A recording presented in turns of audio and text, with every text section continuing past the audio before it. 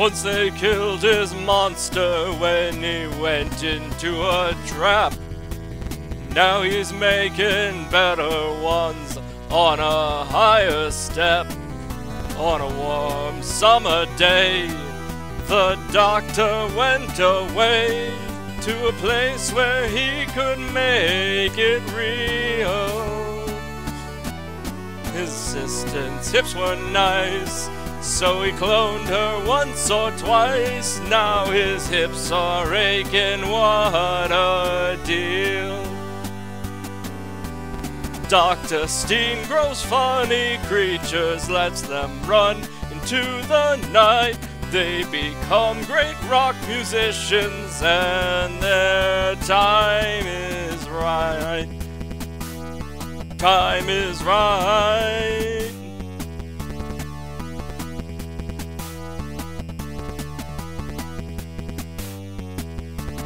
Sometimes when he's feeling bored, he's calling it a day. He's got his computers and they do it their own way. They mix some DNA, some skin and certain spray. You can watch it on a laser screen. And the fellow's blue and gray, or sometimes pink and green. Just check it out on Halloween. Dr. Steen grows funny creatures, lets them run into the night. They become great politicians, and their time is right.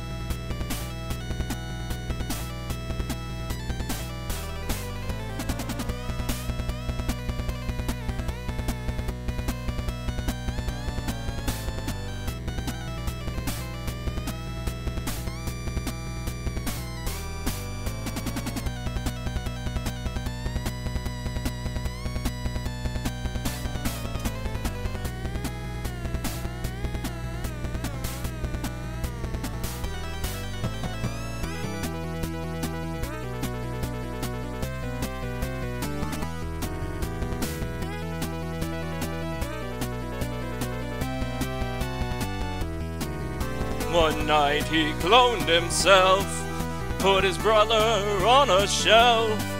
But when he fell asleep that night, it crept up from behind and thought, well, never mind. Took a syringe and blew out his life.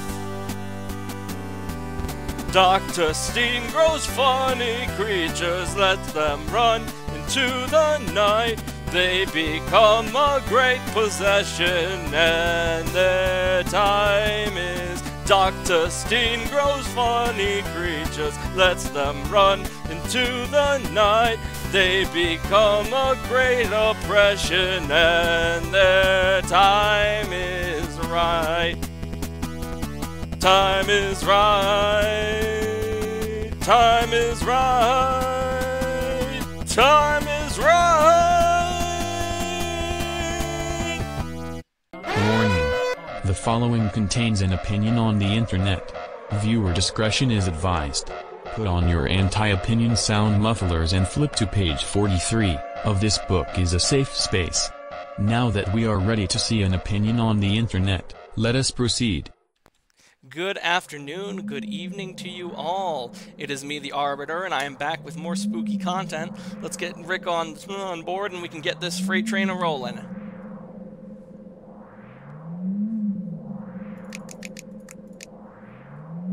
Hello there. Greetings and salutations, and good evening to all. So, before I get on with the spooky readings, I know you have some stuff you wanted to discuss here. Oh, yes, I did. So I kind of brushed this really branch burst, but I'll be doing a game jam this weekend. Um, yeah, it's actually a Halloween themed game jam, so we'll be making a spooky 2D video game. Very nice. Yeah, but I've been doing it yearly since 2022. It's one of the few things I've been keeping up with, and I'm happy to keep going it now. Uh, yeah, it's just there. I was going to do another gym earlier this year, but there was family vacation and stuff, so I couldn't do it. And I was pretty busy this past summer, but hopefully, starting with this, really turn my game dev stuff around, and I'll hopefully get more stuff coming out. Cool. Do you know, like, any specifics about the kind of game you're going to be creating? Is it like a platformer? Is it an isometric game? Or do you just know that it's 2D right now? Yeah, it has to be a 2D game, but that's about it. Once we get the theme, once we figure out what the theme is, then that'll help us plan out like what we're gonna make, because we make it based on that and the time constraints. So there's a lot that goes into it. But yeah, I met with the team last week. Everyone seems pretty friendly. One of them's a good friend of mine, so it's very exciting. And then that is the gist of it. Hopefully by next weekend we'll have a finished game. I'll probably follow up on it. I can maybe show you guys what we ended up making, and then we can go from there. I think it'd be a nice way to kind of wrap up, since this next Sunday will be our last Sunday in Spooky Month. So that'll be a nice way to tie things there. Yeah, it's going to be very interesting to see how things play out, because we're going to be taking a break from Augustine on that, at least on my end, to talk about how the church practically invented modern Halloween. Oh, that's gonna be great. Yeah. Oh, just to be clear, this will also be the game. I'm going to show the game on TVC, not Branch Footer, so we can be clear there. Oh yeah, yeah, definitely. Oh, music. So... Sorry. So, you wanted to read us spooky stories tonight? Yes, I'm going to be reading creepypastas. I want to find some good ones though. They've changed how the creepypasta website works. There used to be the creepypasta wiki, but the creepypasta wiki seems to have disappeared off the face of the internet. How does a wiki disappear off the internet? I don't know. Well, I think that it's changed, because what we have now is the creepypasta wiki looks like a regular wiki, when it used to be an archive of creepypastas. Oh, yeah. I wonder if I do the Internet Archive being hacked. I highly doubt it. This is an older this is a change from that's older than that. Ooh, we got some Halloween creepypastas. What do we got?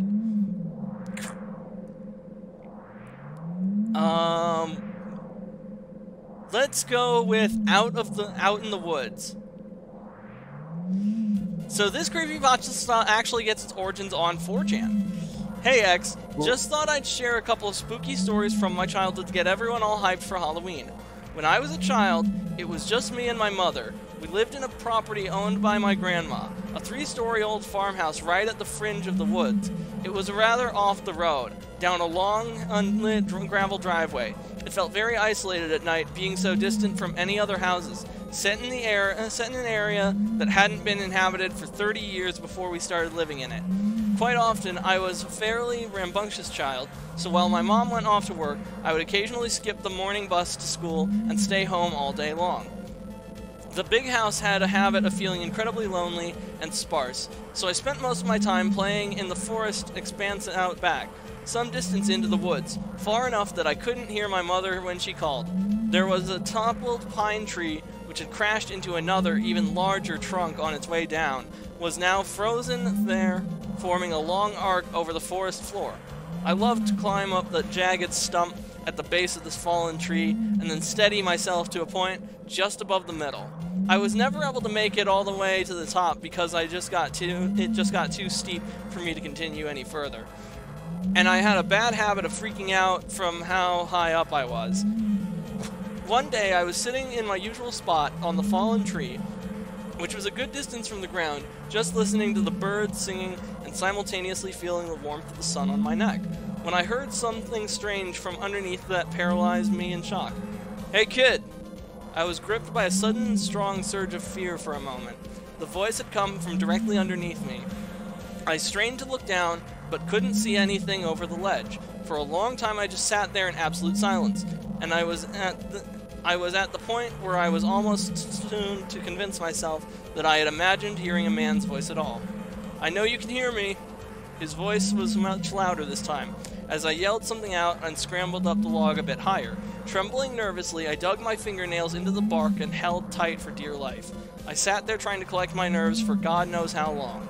Although I couldn't see it, the presence of the thing underneath me was still clear. The bird song was much softer and more cautious this time, and when I listened closely, I swear I could hear the faintest echo of human breathing. Gathering all my courage, I vowed to prove to myself that it was all my imagination by leaning over the edge as far as I possibly could without slipping off. Digging hard into the bark behind me, I stretched out along my arms and peered over, getting a full view of the empty forest floor and undergrowth, when suddenly, "Come down here or I'll come up and grab you." It was so loud, it was as if being screamed right in my face. I released my grip on the tree in fright and plunged off the platform. I was saved only by grabbing a nearby branch, and for one awful second, my bare legs dangled in the cool air.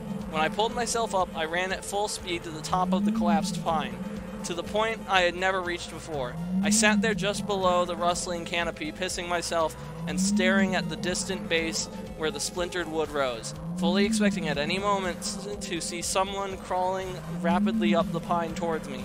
Instead, all I heard was the wind whistling in the leaves above and below me, and occasional snippets of birdsong. It was about 2 hours before my mother got home and found me, after much worried searching, trembling, and crying at the top of the fallen tree. Although this incident spooked both me and my mother, in time I somehow recovered, exhibiting the naive, hard skin of a child, although I never went as far into the forest as I used to, and never again even approached that fallen tree. Once when I was 12, I had the chore of taking firewood from the shed out back, just at the edge of the woods, and to bring it inside the house. It was a tiresome job, and I always chose to do it at dusk, when the air was brimming with mosquitoes and a swampy fog that usually coated the lawn. By the time I had made my last round, I would sprint back to the house spooked. One of my least favorite things about this job was that the shed was full of barn owls. If you've ever seen a barn owl's face at night staring at you from a dark roof corner, then you will know how uncomfortable that shed made me. One of these nights, it got mistier than it ever had been before. A thick silver fog covered everything and limited my line of sight to a short sphere around me. Even though the shed wasn't far from the house, I found myself feeling disoriented, and more than once I walked in the wrong direction, both times for some reason walking straight into the woods. By the time I had reached my last load, it was too foggy to see the street. My eyes stung in the moisture, and it made my vision blur. Lurching forward, I managed to walk headfirst into a tree. Doubling over and dropping all of the wood, I was bundling onto my feet with a hard crunch. As I went to pick them up, with my foot throbbing pretty hard, I realized that the ground was far too misty for me to see my own knees. I decided to head to the house, since we had more than enough wood for one night. However, it was getting pretty dark, and I couldn't make out any signifiers of which direction I was heading in. Even though I cautiously walked for several feet in all directions, trying to figure out my position in the mists, I still couldn't figure out any point of identification. I couldn't even locate the fence or the gate, and the more I walked, the more I seemed to stumble into the trees, pine needles, and mud crunching under my feet instead of the dew-covered lawn.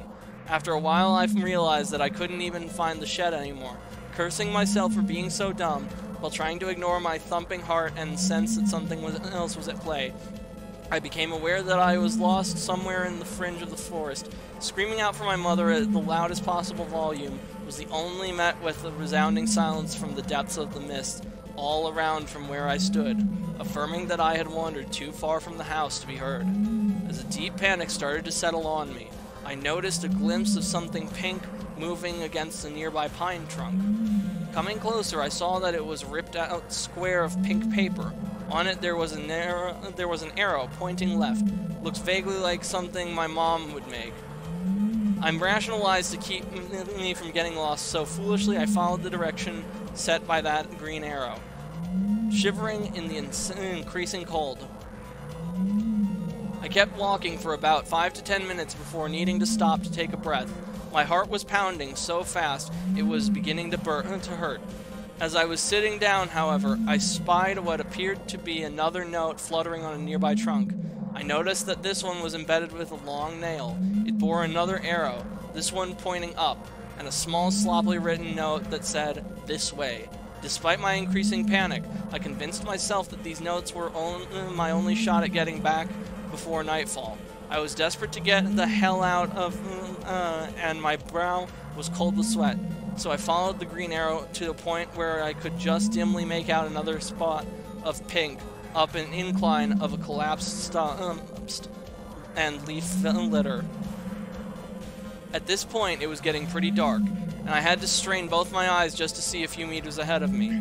Following the green arrows, feeling less and less sure of where I was, I stumbled through the woods, groping out in the mist to feel for the trees, although I was terrified of something unseen grabbing my arm, and I came across the third green note, which had another arrow pointing up again. This one led to an increasingly steep slope that I didn't recognize being anywhere near my house, and with a poorly drawn smiley face right above it. At this stage, I became too freaked to cope and started to cry there a little. As I slumped against the pine stump, the possibility that I would be out in these woods all night was beginning to sink in, like a syringe being driven into the veins within my arm. I caught a glimpse of another pink square in the near the distance. Squinting hard, unnerved by all these notes, all of which looked fresh without any sign of decay, despite the previous week's non-stop rain, I read it from afar. What I read made my blood turn cold. I stood to my knees, dead silently, wobbling on them in fear. My ears were sensitive to tiny prickles of noise in the mist. For a long time I stood there in the rolling fog, reading and rereading that horrible notice over and over again, before a snapping stick somewhere behind me caused me to sprint blindly. Twigs snagged at my ankles and cut up my face as I ran. Written on the note in big green letters was my name. It felt like I was running for hours. All the while, the rain and mist had lapped at the back of my neck, like the decaying breath of someone running right behind me. Somehow I made it back to the house. All the lights were off, and I struggled to find the keys for a moment. When I found them, I bolted indoors and quickly crawled into bed, where I remained unsleeping till morning. Mom just thought I'd come inside and gone to bed, and hadn't thought to leave the lights on.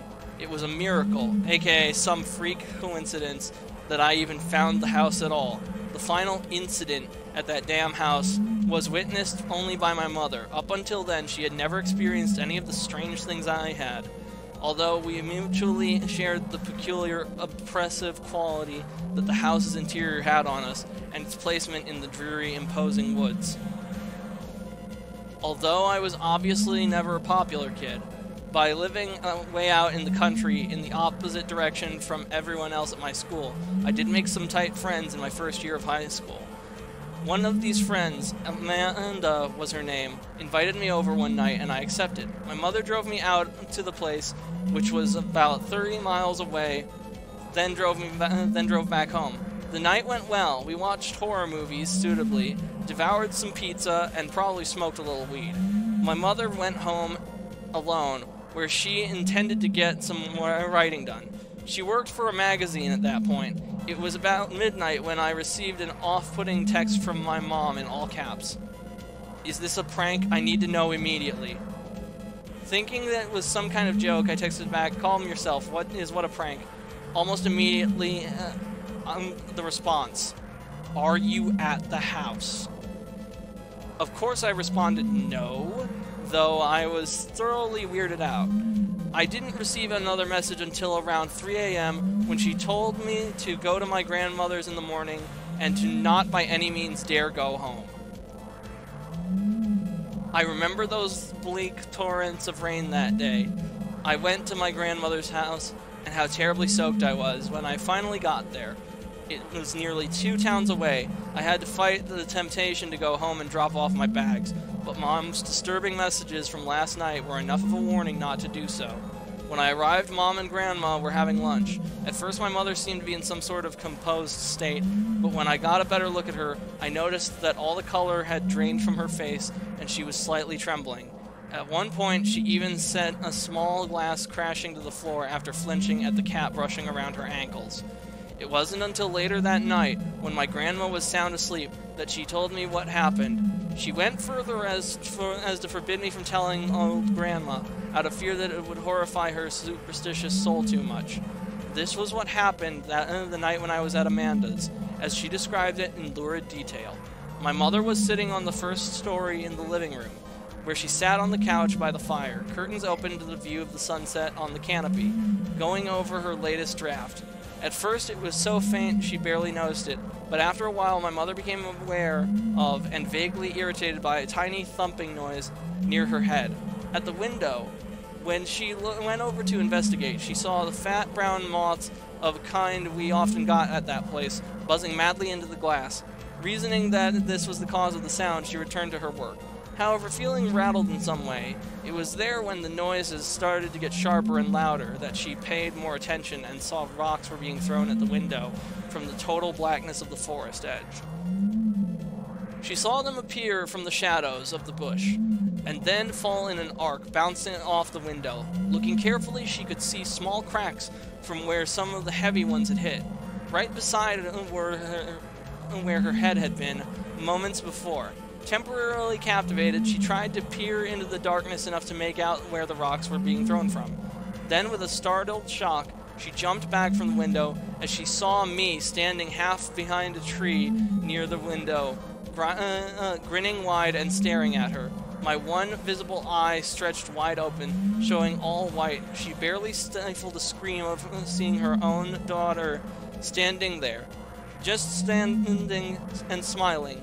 Not only did the figure not move nor blink, it was standing by one of the nearest pines, far from where the rocks were shooting up out of the bush, as they continued to do so in a loud downpour. My face unceasingly continued to press out at her, smiling.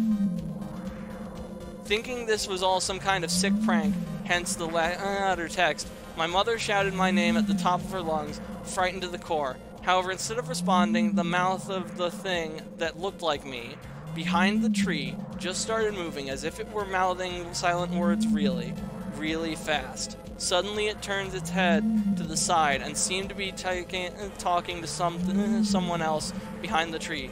My mom said who couldn't be seen. But she could see a formless black shape hanging against the other side of the tree. The girl that looked like me kept staring at my mother and doing the silent speed-talking thing, then turned and whispered to the thing next to her. Then she would turn back again and start up again. Then, breaking the monotonous spell, she suddenly pointed straight at my mother and started laughing. My mother screamed and fled to my bedroom on the second story, the only room with a working lock, where she shut herself in and sat at the far end of the bed as the rocks began to pitter-patter against the windows downstairs, dry heaving and weeping in fear. In my room, my mother said she did not feel safe.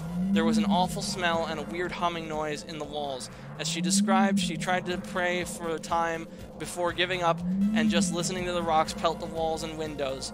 Somewhere in the kitchen, she caught the distinct, vibrant sound of a window actually smashing, and the weird, continuous humming. Listening more carefully, she could identify it as the softest hint of a mumbling voice. In absolute horror, she recognized the voice then. Virtually too afraid to look, she tilted her head up to the closest door, where an awful white face could be seen staring at her, mouth contorting and gaping in what sounded like highly sped up whispering. The closet door was only a meter from my mother. It started to open slowly. In an unimaginable explosion of terror, she immediately bolted to the door, only to fumble with the lock, and as bigger and bigger rocks came crashing through the window, which burst apart in a spray of glass shards before finally getting out. Running out of the house, completely keeping her eyes off the woods, getting into her car and driving off, she said as she glanced back, right at the end of the prolonged drive, she saw two unmistakable human forms standing at my broken bedroom window, watching as her car got further and further away from the house. This would be their final farewell, as my mother never stepped foot in that place again. As my mother told this story, she broke down into tears. I didn't doubt in her, and I still don't. Honestly, I fully believe that she experienced what she says she did. It was also quite clear that we were done living in that house once and for all. Now, there's still more to this story. I'm only halfway through the webpage. Do we want to take a break here and talk about what's happened so far? Sure, let's have a brief discussion. So, I think there might be a connection between the guy that reached out to the girl when she was younger and the one that other figure was talking to. Yeah, I don't know much about the girl that looks like it. It's probably, my guess is probably like a doppelganger who kind of looks like her daughter, but it's not her, obviously. Yeah. My guess. Also, with the white eye, was like both her eyes white, or was it just one eye that was like wide? Well, only one eye was visible, so it's probably it could be both. But again, she only saw the one eye. Real quick, I'm going to open the sliding glass door and have the screen door shut, so that way I can get some fresh air in here. All right, nice. Yeah, just make sure nobody's on the deck.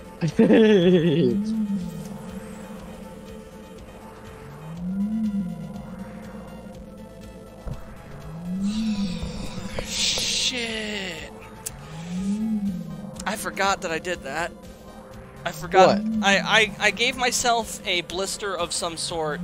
I put on socks today and wore tennis shoes, and for whatever reason, my left foot has like a blister on the back of my heel, and when I put weight on it, it hurts.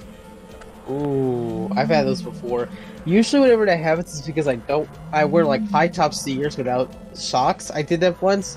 I got nasty blisters on both my feet. Yeah. That wasn't fun. See, I've wore socks this time though, and it's like, I'm like, why is this happening? I have socks on. Maybe they were just too thin? They were regular wool socks though. If they were dress socks, I'd say you might be onto something. Alright, to continue. I only went back once with my dad, who I see very rarely now.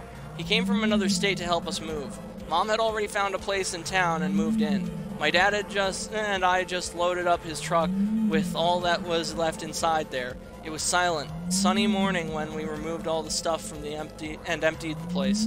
I wish I could say there was some closure, some final spooking to cap it all off, but there wasn't. It was just a relief to be out of there. There are, however, only two things left worth mentioning. One, when we checked the house for any signs of intruders, we found several windows, including one in my bedroom and the kitchen, had been smashed by rocks. And were lying on the floor. 2. Dad went out into the trees for a bit to take a leak, in quotes. When he came back, he asked how long we'd had the swing set for. Needless to say, we'd never had a swing set, so I was fairly unsettled to discover that in a week since we'd been gone, someone had assembled a rope swing set from one of the highest branches of the old pines over the ridge, against which was the fallen log I'd stopped climbing on many years ago. It was obviously a new rope and nicely polished, sanded down wooden seat at the base. Dad wanted to keep my mind from recent events. He doubted the affair and thought my mother was mentally unstable. Said that a neighbor probably set it up, not realizing it was on our property. Of course, he knew as well as we did that that we had literally no neighbors for at least a mile in any direction. There were no houses in that space, at all in that space, and never in my time of living there did I ever see any other signs of human habitation. But I let it all go, and was pleased enough to just to say goodbye and good riddance to that horrible place as we drove off for good. For the most part, I've found it the best to try and forget what happened at that place. Sometimes I just can't help but ponder, though. It's been long enough now that I no longer feel scared talking about it, but for a while I couldn't. Seeing as it's Halloween, what better time to share? My grandma just recently sold the house to a new family that being a young couple and their little son, shortly after we moved out, despite my mother's desperate insistence that it be left empty. Now she refuses to talk about what happened altogether. I'm less anxious about it, although sometimes I can't help but let my imagination get the better of me. All I can do is think that the old house, the fallen down tree, the new occupants, and the swing out back, gently spinning in the breeze as the little boy toddles obliviously towards it. So it turns out we were very close to the end of the creepypasta. The rest is just comments on the forum. Oh, okay. Well, that was an interesting story. I do find it funny how... Oh, so the grandmother technically still owned the property even after they all left. Yep. I can see why you didn't tell the grandma either, because having demonic beings wandering on your property, not exactly good selling investment. No, I think that might lower the resale value. Yeah, unless you're like a sadist, in which case you're more than welcome to take it. Not sure you're able to say what. No, I was saying like, unless you're like a sadist, in which case you're more than welcome to have it. Oh yeah, I think you mean masochist, but yes. Oh, right, yes, that. So that was Out in the Woods. Rick, do you want to read a creepypasta? I guess. Let me look one up. There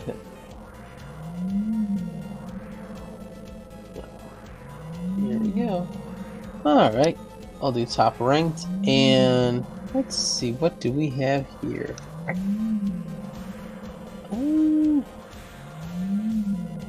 Wanders. I guess we'll go with... Oh, these are recent. Interesting. Give us a... Alright, we'll read this, what's this? Alright, here's a story. I called Buried in Hanging Hills. Ooh. Oh, it takes place in Connecticut. That's fun. Very solid rating. This thing's promising. Let's give it a read. Let's see. Here we go. When Jane was only 12 years old, her father came home one afternoon with his arms and legs covered in claw marks. Jane felt confused and excited about his appearance. While she didn't like seeing her dad hurt, she wondered if he finally brought her the cat or dog she wanted. He wasn't good with animals, and she figured it must have attacked him on the car ride home. To Jane's dismay, he didn't bear hug her or call her his little troll, a nickname he gave her for the vibrantly colored hair extensions she always wore. He hurried into the bathroom and shut the door. Second time, this isn't good at all, she heard him say through the door. I have to... blah blah blah. The rest of his words were muffled, eventually drowned out by the sound of blasting water from the shower. He had been acting strange in the past few weeks. This instance proved no exception. She wasn't particularly bothered by the late nights he spent in the office or the number of business trips he took to some faraway state. When he asked her to stop calling her Dad one day to call him Frank, she knew something was seriously wrong. She loved calling Frank Dad, but Frank Butler insisted he was old enough. For a long time, Jade thought this had something to do with the divorce, but now she wasn't sure at all. Within a few minutes lapse, when a few minutes led to a half hour, Jade decided to call her friend Sasha about going to Hubbard Park, which was right down the street from Frank's house. Jade wasn't supposed to use the house phone without permission, but she counted on him being in the bathroom for a while and had a few hours until her mom would stop by. She constantly dialed Sasha's number, listening for any changes in sound from the bathroom. Hey Sash, what's up, GD Bean? Oh god, the commercial is so old. Wanna go to Hubbard? I guess. I thought you were with... What's he want you to call him again? Frank, he's so weird. So weird. Sorry for you laughing. Yeah, I'll go. I gotta do drama code at 4 though. See you soon. Okay, see ya. Jane left a note on the kitchen counter about her whereabouts and headed into the garage to grab her bike. As she stepped into the concrete floor, she was surprised to find the interior vacant, except for a blue trick bike and a lone tool shelf. Before the divorce, the garage was full of sports equipment, gardening tools, and an extra fridge stocked with sports-themed beverages from which Frank coached her soccer team. Now, not only was the garage devoid of these remnants for her old life, but it was impeccably clean. Jay thought it was suspiciously clean. She figured he was in one of those moods again when she heard him shout, "This is disgusting!" Whether it was due to work or another argument with her mom, she didn't want to know. She knew he couldn't keep his promise about a new cat or dog. Frank was full of broken promises, anger, nothing more. She didn't even care how he got the call marks anymore. All Jade knew, as she rode off toward the park, was that she barely recognized her dad or the house she once called home.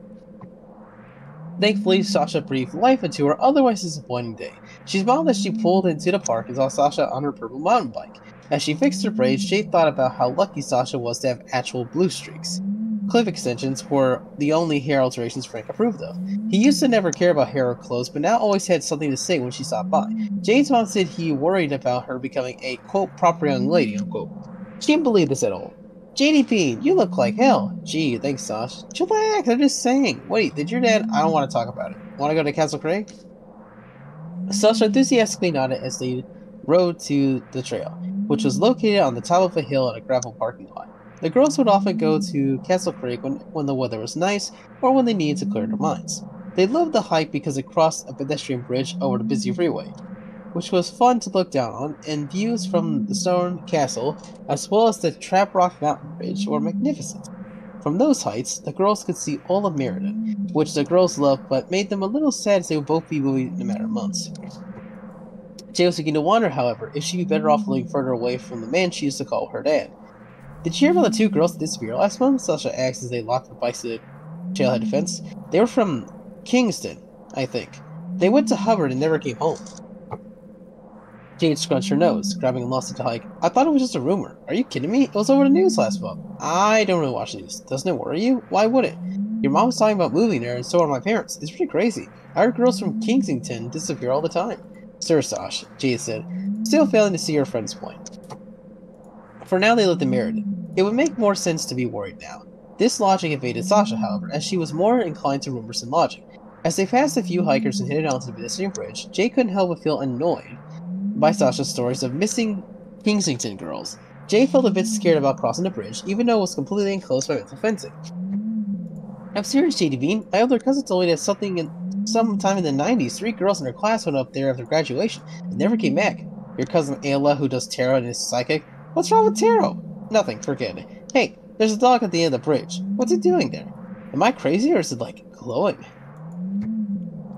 At the end of the pedestrian bridge was a small, vaguely spinal-like, short-haired black dog. They couldn't really see its face as it was sniffing something on the ground. For some reason, as it panted, the dog looked quite blurry. Jay rubbed her eyes to use her contacts, but the blurriness remained. Something wasn't right with the dog. As they walked over the bridge in caution, it still seemed blurry and wouldn't look at them. The dog wasn't fazed by the girl's loud footsteps or the booming traffic below. Jay could almost see the glow Sasha mentioned, a small layer of fog circling his body. Are you seeing what I'm— Don't move. Jay stuck her arm out as the dog finally looked up. Its eyes were deep brown and strangely sad. The dog opened its mouth to bark. No sound came out. I don't like this. Let's get out of here. Oh my goodness, Sash. Despite Jade's ambitions, Sasha continued over the bridge. Jade suddenly felt dizzy, unsure if she should be looking at the road below or the strange dog that made no sound when it barked. Don't touch it. It might be lost, Sarah said several paces ahead. Reluctantly, Jade sprinted to the edge of the bridge. As they both stopped before the strange black dog, the layer of fog disappeared. It still seemed kind of blurry though, and its eyes looked even sadder than before, even though it was still panting as Sasha stroked its back. Maybe Jade needed context? This seems weird, but does it seem kind of blurry to you? Sasha paused out for a moment. Yeah, and cold. Feel this. Sasha forced Jade's hand onto the dog's back. It seemed really cold, as if it had just stepped out of a walk-in freezer. She couldn't make sense of the blurriness either. The dog was sitting right in front of them. She remembered a Photoshop program she used in computer class and how her teacher taught her how to blur objects. None of this makes sense. Images could blur, but not real like animals. Whether it was the dog's sad brown eyes, its thick black fur, or its short white tail, it didn't seem like a complete animal. This makes no sense. Jade took her hand off the dog, looking up at Sasha's still excited expression. Let's get out of here, continue up to the top. Maybe its owner's nearby, I don't know. We can't leave it. I guess you're right. Jay and Sasha took a few steps off the bridge and onto the trail. Even though Sasha happily petted the dog, Jay didn't want to be anywhere near it. The more she looked away, however, the dizzier she felt. When Sasha glanced up from the dog, she said something Jay couldn't hear. Her words were muffled, almost distorted. She felt incredibly lighthearted and weak, falling backward down a leaf-covered dirt hill. As Jay rolled over a few jagged rocks, she began to panic. She felt too weak to move her body and break to fall. She braced herself as she rolled just feet away from oncoming traffic. Before she reached the pavement, two rugged hands grabbed her, and everything made the black. Jade opened her eyes to meet two air blue ones. She recognized a thick blonde beard and plaid shirt that smelled like methanol. It was Frank, and next to him, Sasha, with a face drenched in tears. What was he doing here? It took only a few moments for Sasha to realize that she was back on the pedestrian bridge, lying on Frank's nylon backpack, her entire body draped in aching sores. Are you okay, sweetheart? Yeah, what are you doing here? Oh my god, Janie Bean! Sasha threw her arms around her and squeezed tightly. Jane groaned and Sasha probably apologized. I'm sorry, it's just, that was so scary. Are you okay? Yeah, Dad. I mean, Frank, what are you doing here? He laughed, but she felt quite bad given the circumstance. Despite taking a shower, his long beard and scruffy hair seemed dirty. There were also more marks on his face. It's quite a coincidence, actually. I was heading to the hardware store and pulled to the side of the road because I blew a tire. I heard a loud noise coming down the hill, and there was my little troll. Frank hugged her tightly. Jade embraced him as he sounded like he was ready to stop. Honey, you have to be careful where you hike. You know this. We tried, Jade said weakly, but we saw this little black dog and it felt really dizzy, and I'm sorry, Dad. Yeah, it was really cute, but weird looking. Sasha chimed in. Frank's expression grew stern as he raised his hand to stop. Did it see you?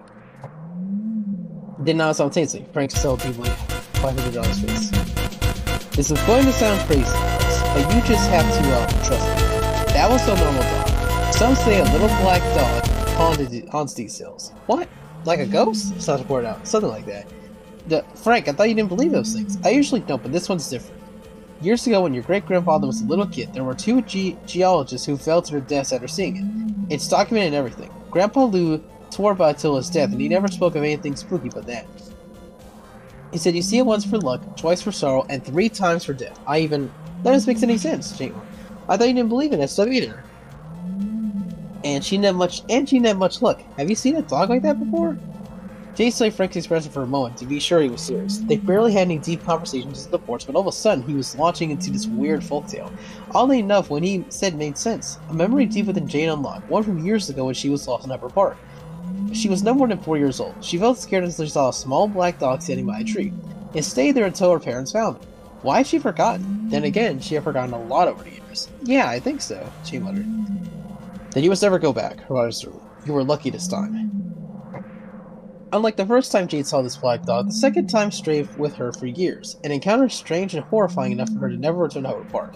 Sasha thought Frank was going crazy after the divorce, and that his belief was a product of his insanity along with wanting to be called by his first name. Jade wasn't sure at all.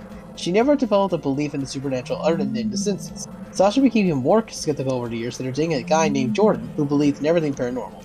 At one point, Jade dated Jordan's friend Miguel. He was equally believing, but somehow more rational. Whenever the three of them mentioned the black dog incident in their varying beliefs, Jade shut them down. After her 27th birthday, it became easier to shut everything out. She broke up with Miguel and moved into a dilapidated house in Whiston with Colt, her slightly more effeminate college roommate. He hated talking about everything even remotely scary and never brought up Jade's past, so their living arrangement worked perfectly. Still, she couldn't shake some of the things from her childhood. She still felt uncomfortable seeing someone would walk a run-of-the-mill black dog around town. She still felt uncomfortable calling her dad Frank, even though he became less of a dad over the years. When Cole told Jade she should try therapy one night, she agreed to his surprise. Said, "That's a yes, you agree with me for once?" Cole said as they stared at the glow of an auto bonfire. "I thought you said therapy was for stupid." "I never said that," she slightly nudged him. "Besides, maybe it was stupid dying. Really? Yeah, I mean, it hasn't always been easy." Colt smiled and they leaned to the fire, admiring the glowing ember and brisk December night. It almost made Jade forget her ex-boyfriend and financial troubles. Something deeply troubled her, though. It has been 15 years since her encounter with the black dog, and her even creepier encounter with her dad on the side of the road. In those years, he never warned her about the black dog again. She figured it was just a story to keep her out of trouble. She thought about that incident around this time of year, and it would usually fade with the autumn leaves. This year it didn't, though. Just as soon as she's about to forget about it, she learned of the story Sasha told around the same time the missing Kirsten girls were more than just a story. "Why are you ringing about on your phone so intensely?" "Sorry," Jay looked up at Cole, who was surrounding marshmallows on a stick. "I'm reading about those girls from Kensington who disappeared in the 90s. I thought that was just a rumor. Apparently not. Here's the weird thing. I'm reading this breaking news article, and apparently there's 2 girls from Kensington who disappeared on that park again. Chloe Peters and Alexa... Oh no. What?" Jade read the name a few times to make sure to see it right. "It can't be. He didn't." "For Pete's sake, Jade," he said. Kate's fear of short. "Is that Miguel's Alexa Boyd?" "Yes." "Is Alexa Boyd Miguel's cousin?" Sorry about that. My apologies. My allergies are getting the worst out of me as I read this spooky story. Alright, but you can hear me still, right? Yeah, I'm still here. This is an interesting story. I'm kind of wondering where this is all going. Like, is her dad, like, a predator? I don't know. What's the significance of the black dog? What the hell's going on? I don't know. It was on a Creepypasta website, but we're about a third of the way through, so I'm sure once you get closer, we'll probably figure it out, I'm sure. Now, where was I? Oh yes, here we go. Jade stood up frantically, checked the name for the third time. Yes, that's his cousin. I didn't get the... Oh, never mind. The alert came earlier this morning. How could I not notice? I didn't get it. Oh, shoot. Cole checked his phone as well as scrolled through the messages. I didn't see it either, but the alert came earlier today. Chloe Peters and Alexa Boyd, two 12-year-old girls from Houston, Connecticut, disappeared around Hubbard Park on Thursday morning. That was a little over 24 hours ago. Jade ran her hands through her hair and started shaking. How could he not tell me? You even broke up for a month. Why would he? You don't understand, Cole. I knew his family. I love them. Have you talked to him in a month? No, not really. What do we do? Cole sat back on his lawn chair. Jade frantically scrolled through the article for a fourth time just to make sure. What can we do? I'm going to text him. Don't. Please. I have to. I knew Alexa. I loved her. She was like his little sister. Well, not literally, but still. Cole, what should we do? Cole stared deeper to the fire as Jade paced back and forth, contemplating whether or not she should text Miguel. When she finally couldn't stand anymore, Jade stopped looking at Cole and started texting Miguel. She wasn't sure what line of text she wanted to choose and kept erasing her responses. Finally, Cole snatched Jade's phone from her, choosing, I heard about Alexa, can't do anything to help. Oh jeez, why, Cole? You were taking forever. Now we wait. Cole held onto her phone. As Jade extended a hand, Cole shook his head. Don't even. Someone with a clear head needs to do this. I don't even want you talking to him to begin with. Okay, princess, Jade said, sitting back on her lawn chair. Have it your way. Miguel didn't respond, and the longer he didn't respond, the more nervous Jade became. Even when they were in the worst of fights, he would tell Jade everything. After they broke up, it was just radio silence. At that moment, she couldn't even remember why they broke up, just the pain that lingered in his absence. Even worse, she imagined Miguel staying up late, crying in his New Haven apartment over Alexa's disappearance. Miguel was teaching her karate, and nearby studio Meredith, a part-time gig he picked up to pay the bills. He was also helping her through her parents' divorce. Jade was just beginning to know Alexa really well when their relationship ended abruptly. I want to go there, Cole, she said, almost in tears as they were putting out the fire. I just want to get in my car and drive there. He shouldn't be alone through this. Jade, I know you still... how do I put this? It's 10 at night and you haven't told each other in a month. I don't care how late it is. You shouldn't be alone through this. I don't care what happened to us right now. Alexa means everything to him, and Lord knows he's still... She couldn't finish as without a teardrop jumping down her cheek. She stopped herself and started inside their house, heading into the living room, and turned on the small, boxy television they had kept since her college years. Their temperature were glitchy. After nervously slamming the remote into her palm, she flipped through several channels before stumbling upon the 10 o'clock news. She waited anxiously as a young reporter brought the feature story. Excuse me. A tragedy in Meredith, Connecticut, and the being proclaimed, locking her eyes with the camera. Her well-dressed co-anchor, Dan Patricks, looked on stolidly as the footage of police and a search and rescue team patrol Hubbard Park rolled across the screen. 12-year-old Kirsten girls Chloe Peters and Alexa Boyd disappeared on their way to Hubbard Park Thursday morning. An Amber Alert has been issued and the police and locals have engaged in a non-stop search for the two girls. Jane and Colt looked on helplessly as an anchor interviewed an older couple from the park. The text on the bottom of the screen made her stomach churn. The search for missing Kirsten girls underway. While the couple admitted they hadn't seen the two girls, they confessed to spotting a strange man in the woods on their way up to Castle Craig. My husband and I were walking up around, what was it, 26? The other man nodded. We didn't see the girls, but we did see something strange. There was this tall man in the woods. I don't know what he was doing there. He was, let's say, maybe 6 feet, long blonde beard, some kind of baseball hat with a bird on it. It smelled like methanol, like my morning used to smoke. He waved at us and walked away. It was so strange. I don't know what he was doing there. An aggressive headache overwhelmed Jay's sense as the reporter continued on about police cautioning the public that there were no suspects yet, but to keep a watchful eye. The woods description of the blonde beard and stench of methanol took Jade instantly back to her childhood. Even Colt, who only met Frank once during college, gave Jade a look. The woman gave a universal description. She saw my dad, Frank. I was about to say that. What the hell is he doing in the woods? Maybe he was looking for something. That timing is just so weird. Frank's a weird guy. With those words, the conversation faded to silence as the news story changed to one about a local sports team changing his name. Anxiously gripping her phone in her palm, Jade imagined Frank in the woods, smiling a yellow, decomposing smile. That awful smile crept underneath her skin and kept her awake some nights, especially when she remembered the weird ways he came home. After a long day at work, he often said he was going to the hills, especially if he was frustrated. Sometimes he came home many hours later covered in dirt or bruise, claiming he took a bad fall. She accepted his excuse once or twice until she realized the trail wasn't even that long or dangerous. Before Jane did off to sleep, she remembered years ago when she looked up the Black Dog legend in her middle school's computer lab. She read about two geologists who fell to their deaths after seeing the Black Dog a third time. She couldn't remember their names, but it stunned the legitimacy of the source. Still, she didn't remember herself experiencing any sorrow or any luck many years before when she saw her the first time. Just as she slipped into a deep, uncomfortable slumber, she recalled Sasha telling her that the dog could the voices growl at her dad as they walked back up the hill before scampering off, leaving no footprints behind. Come to think of it, dogs typically growl at her dad when she saw them. When Jane awoke the next morning, she had a thought dancing on the tip of her tongue, and Colt knew exactly what it was. As she entered the kitchen, Jane worded out, "I think my dad might be a serial killer." Colt looked up from his cereal and sighed. "Ugh, you're so predictable." "Well, what do you mean? You don't remember the last several times you called him a serial killer? He fits the profile. He's a loner, he goes on long walks and launch rooms alone, and when young girls disappear, it's always around where he lives." I knew you would say that. One description about your weird dad on TV, and all of a sudden, it's too coincidental. Him being in the woods too, probably. I don't know, take a smoke? On the day the girls disappeared? So what? He lives right near the hills. And what about his weird black dog story the day he just so happened to see me on the side of the road? Seems like misdirection. Oh, not the damn black dog. Do you actually believe in that? No, I don't know. I mean, of course not. It just seems like a weird thing to say at a weird time. And that dog was blurry, made no noise when it barked. What does that have to do with anything? Also, everything's boring when you remember your childhood. I love you, but it's almost like you wanted to be a serial killer. This gave Jane's pause.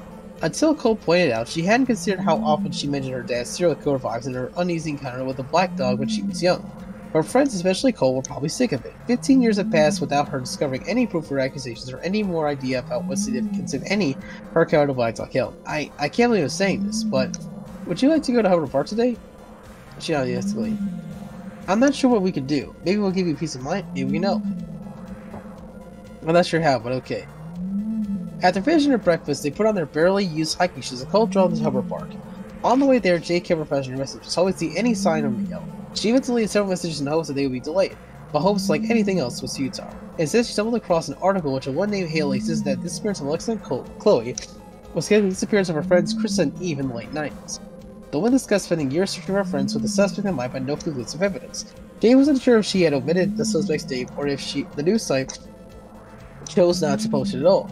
Check this out! Mere seconds after Cole pulled it Jane stuck her phone into his hands. Don't just nod, read! Alright, I'm gonna take another pause real quick to hear my nostrils. Yeah, you do that, man. I am so sorry, everyone. My allergies have been kicking my butt lately. We all have days like that. Yeah, I got my flu shot recently, so hopefully, and usually when that happens, they tend to fade away, but, you know, it's just one of those days. What can I say? Now, where was I? Oh, yes, here we go, reading the article. Haley Burnell believed the disappearance of her friends in 1999 are connected to the tragic disappearance of, yeah, so they might be, what's your point? Well, that's fine, that's 25 years ago. Anyway, read a little bit further. Burnell believes that her friends are no longer alive. Well, that's dark. Yes, I'll read on. And fears they might be buried somewhere in Hanging Hills. Authorities say there's no reason to believe this at this time and will continue to search for Alexa and Chloe. I believe her. You don't know her. Does that matter? I know you're overwhelmed with all this. Let's just take things one step at a time. As the twosome walked onto the dirt trail, they remarked how quiet and empty the trail was for a Saturday morning. Yeah, here we go. And with the exception of a guy speeding by them on a mountain bike, no matter how hard Cole attempted to make the odd conversation, she couldn't shake the thought of the girls from different decades meeting the same fate. She could shake the thought that Frank was somehow involved. Jane felt her mind and body slip into autopilot as Cole droned on about his own relationship troubles and how steep the hill was. Cole didn't have the body type or demeanor for hiking, so they took a short break halfway up the hill. He sat upon a rock, griping about how they should have packed a water bottle. She paid no mind to his banter as she saw a figure standing at the top of the trail that stopped abruptly at a winding road. She could recognize the wavy, shoulder-length brown hair, a slightly muscular build, and well-worn Nirvana Smiley t-shirt from anywhere. He was staring at something across the road. Miguel. Jane felt the trembling intonation of her voice as she met his surprised but distant expression. Sorry, didn't mean to scare you. He shook his head and gave her a faint smile. Hey guys, I'm sorry I didn't return your text. I've been out here for hours. Miguel raised a finger to his lips. No offense, guys. I don't want to hear it right now. I've heard too much of that over the past 2 days. Jay struggled to find arguments. Look, we're here to help. Cold's eyes blind, but after precaution goes 1400. Thanks, guys. I'm not sure what we can do. I'm not sure how to start. The police searched the area with their dogs over the past 2 days and didn't find anything. They moved on to other areas. Jay wanted desperately to put an arm around his shoulder, but stopped to you just short of the small of his back. But you're not convinced. Miguel shook his head and sighed, running his fingers down the dark circles under his eyes. They were going to Castle Craig. It was their hangout place. I know this sounds crazy, but I don't think they'd be anywhere else. It doesn't sound crazy. Old Sid, your cousin's a badass hiker like you, and I'm sure her friend is too.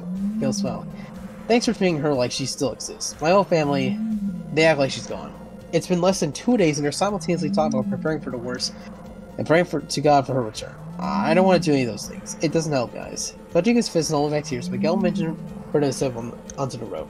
I've been all over these forsaken woods. The only place I haven't been to yet is Castle Craig. People are idiots, so we have to be careful walking up. Cole and Jane honestly crossed on the left side of the road. Have you found anything at all? Jane knows her own nervous inflictions, but it didn't matter. It felt good just to be near him again.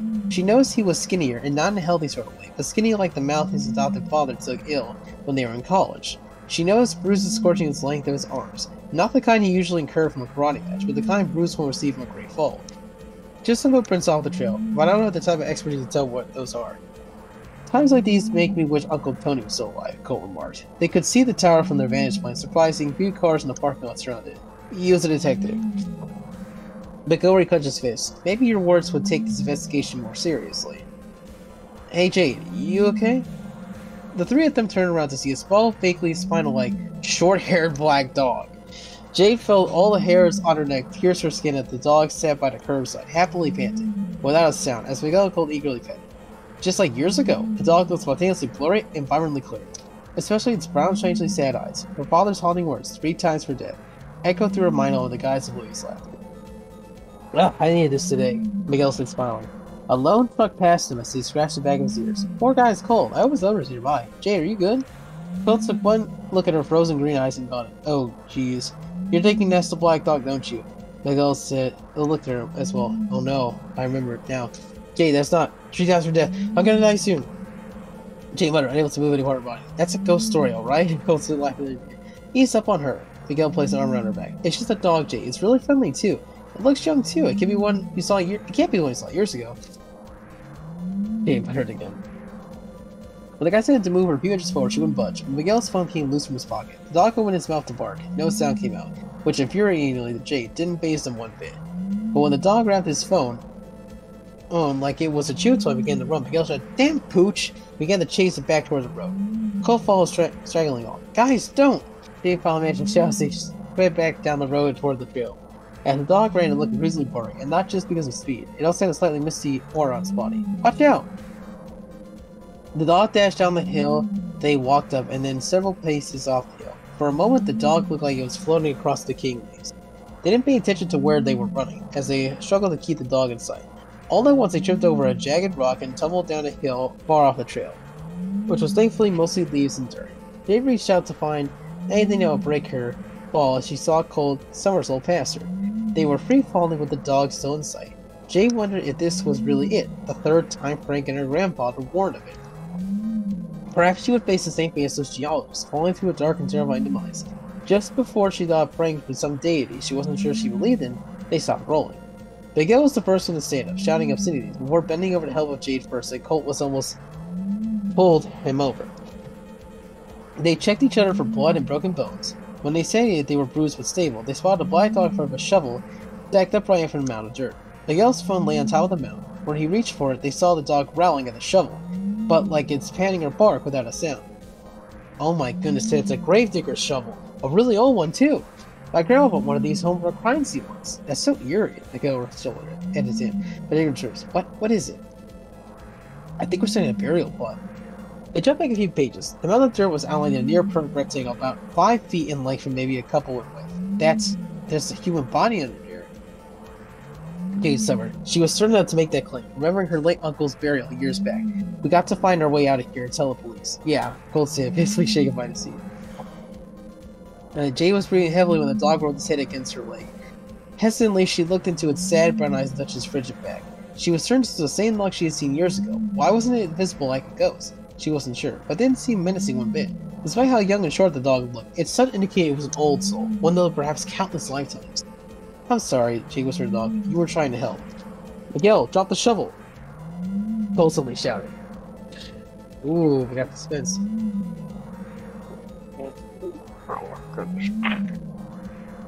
Okay. The problem with having allergies is that it makes it really hard to breathe when you don't blow it out. Oh yeah, I've been there before. I'm actually severely allergic to white alyssum flowers. Not to the point where I will, not to the point where it's life-threatening, but it's enough to where my sinus cavity closes up and I have to breathe through my mouth. Oh, I hate that, because that's when you get that cold air. And that actually brings in more bacteria, which stresses them stuff even more. Yeah. Okay, well, now with the real-life boring stuff out the way, let's get to the fun part. Miguel, drop the shovel, Cole suddenly shouted. Miguel was digging treacherously into the dirt. Tears streaming down his cheek. Miguel, stop! Jade screamed. They grabbed to each arm, but Miguel pulled himself away, practically driving the shovel. Come on, Miguel, let go. It could be them! It could be them! The three tumbled onto a wall and covered their ears. A sudden crack or bang pierced the air. Miguel looked fearfully over his shoulder as the bang repeated a few times. By the time Jade and Cole also realized what it was, Miguel was screaming, "Run!" The sound of gunfire was unmistakable. They weren't sure if it was coming from, just that they had to run, no matter how blindly away from the sound, which was closer and closer. They were running back up the hill when they fell down, or so Jade thought. She wasn't sure if she could still hear gunfire if it was all in her head, but she was too terrified to take a look. For a moment, Jade thought the dog was running beside them, but when she turned to the left, she saw Cole starting to lag behind. She yelled for Miguel to slow down. Grasping onto Cole, who was practically hyperventilating as they finally crossed back to the main trail. They no longer heard the sound of gunfire. They fell to their knees, coughing and wheezing, struggling to gain awareness of their surroundings. Cole doubled over and vomited a pile of leaves. Jake grabbed onto his back as he emptied what little contents he had left from the light breakfast. Oh, sorry, Cole added weakly. No, honey, Jade said. It's not behind us anymore. Miguel, if you have any service, call the police. Miguel nodded and pulled out his phone, which only had a couple bars. As his signature picked up, he aimlessly glanced over his shoulder for any unwelcome strand trigger. Hello, yes, my name's Miguel Boyd. My friends and I were hiking in Hanging Hills, the trail from Hubbard Park, and yes, in Merritt. We found the gravesite and heard nearby gunfire, and no! Before he could really motivation, his phone dying to back. Oh, it died. You gave them enough info, Jade said, noticing her own phone was set as well. Colt, do you have, never mind, you have to your house. Dagnabbit. Think we're safe, Miguel? Colt said, slowly wiping some water from his lips. But I don't want to find out. Miguel fixed his shirt and then looked up at Jade's watery green eyes. Let's get the heck out of here. Not run, just walk with intention. Hopefully by the time we reach the trailhead, the cops will be here. The three of them walked side by side in silence out the footbridge and back to the parking lot. There were still no hikers on the trail. Jade didn't know what to say. She was both terrified and relieved. The dog she feared for all this years was nothing to fear at all. She wasn't sure if it was a spirit or some type of immortal entity, but it wasn't the evil creature Frank or countless individuals that encountered the dog made it out to be. If anything, it wasn't anger at the people who saw it for a second or third time, but trying to seek help. Something far more evil lurked within those hills. The black dog was warning of that evil. At that moment, Frank's fear, all those years ago, seemed infinitely less likely to relate to a curse or a legend. When they reached the trailhead, a single police cruiser sat idly in the parking lot. The three of them rushed over to a lone officer who was caught off guard as they gathered around him. After mentioning for them to calm down, and he couldn't hear one person at a time. He could only hear one person at a time. He took their statement. They told the officer everything in detail, but he recorded on his mobile laptop. Jade even told the officer about the black dog, which caused him to look up and wince before continuing to type. By the end of their fairly told, albeit literal story, the officer called back up on his radio. Then he sanctioned out the trailhead with red letter T, with black ring red, do not enter. The mere words caused Jade's heart to jump. We're going to close the trail to the public today, so the officer said. We received a few more phone calls about the gunshots, so we're going to follow up on this. We'll call you if we have any additional questions. You'll be hearing from us in the next few hours. Here's my card. Why wouldn't he ask us to go show the burial site? He gruffly opened the door to speed up camera. Keep your voice down. Well, he said he'll follow up with us. Do you want to go back to our place? Jade said softly. Thanks, but I'll have to make some calls to Mom and Aunt. I'll catch up with you guys. On impulse, Jade reached over to hug him. This caught Miguel off guard, but he ultimately found to her embrace and pulled her closely.